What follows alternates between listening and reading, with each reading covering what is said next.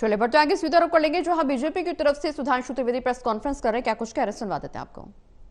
पहली बात यह कि माननीय उच्चतम न्यायालय की न्यायिक प्रक्रिया में राजनैतिक दृष्टि से किसी भी चीज को रखना न्यायालय की गरिमा के अनुरूप नहीं है।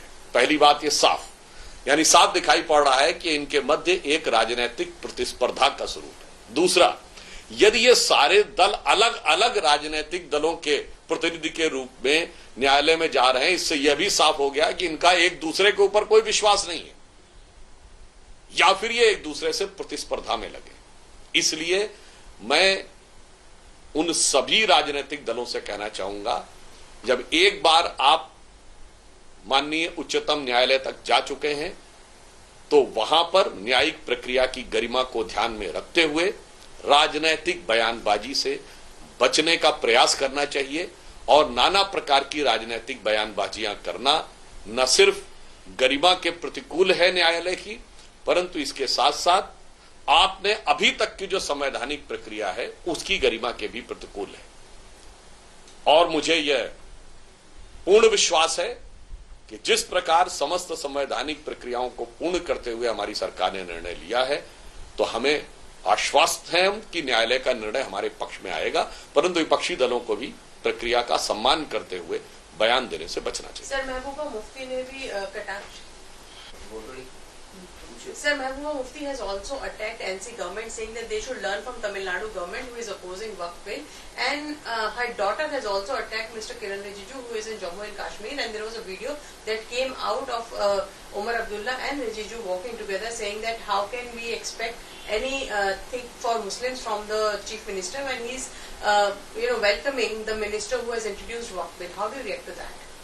Again, I would like to re-emphasize, once the Waqf law has been passed after due process which is constitutionally established, but those state governments which are opposing, whether it is Tamil Nadu government or the Jammu Kashmir government, it clearly shows that they are having utter contempt for constitution, because as per constitution no state government can oppose any law passed by the Parliament of India. And the type of scenes which has been witnessed in Jammu Kashmir assembly, if they are tearing apart, it means these are the people under whose hand the constitution is in danger. Because if a state assembly is trying to tear apart the law passed by the union government and the Parliament of India, I think this is utter disrespect to the constitution. And moreover, when these people have approached the Honorable Supreme Court, they are not having even patience or respect for Supreme Court to give their verdict. And still they are doing these type of statements and reaction. This shows कि ये संविधान को जेब में ही रखते हैं।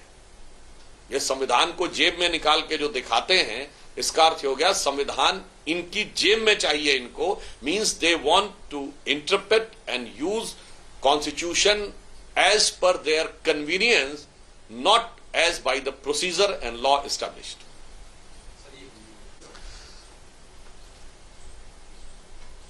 जैसा कि हम पहले कह चुके हैं कि अन्य राजनीतिक दल और विशेषकर जो राज्य, चाहे तमिलनाडु या जम्मू कश्मीर, जो कि इस बिल के विरोध विधानसभाओं में कर रहे हैं, यह दर्शाता है कि वह संविधान की भावना को ध्वस्त कर रहे हैं।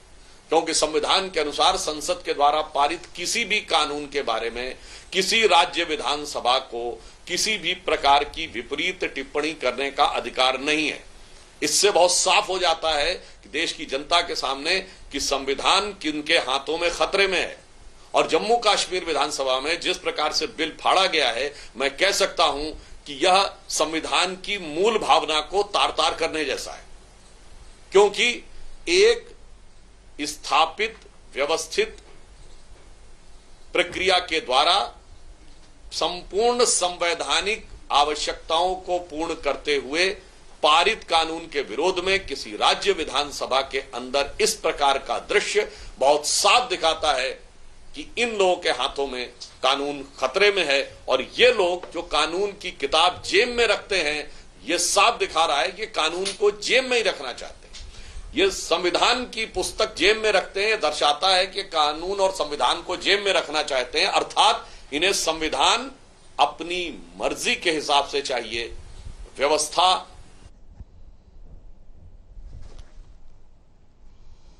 तो सुधांशु त्रिवेदी को सुन रहे थे आप, जहां बीजेपी की तरफ से प्रेस कॉन्फ्रेंस के दौरान सुधांशु त्रिवेदी साफ तौर पर विपक्ष पर हमलावर होते हुए नजर आए। दरअसल वक्त संशोधन कानून को लेकर के विपक्षी दलों ने सुप्रीम कोर्ट में चुनौती दी है। कई नेताओं ने सुप्रीम कोर्ट में चुनौती दी और इसको लेकर के देश भर में हंगामा लगातार जारी है और ऐसे में अब एक बार फिर से विपक्ष पर कटाक्ष करते हुए नजर आ रहे हैं बीजेपी के प्रवक्ता सुधांशु त्रिवेदी।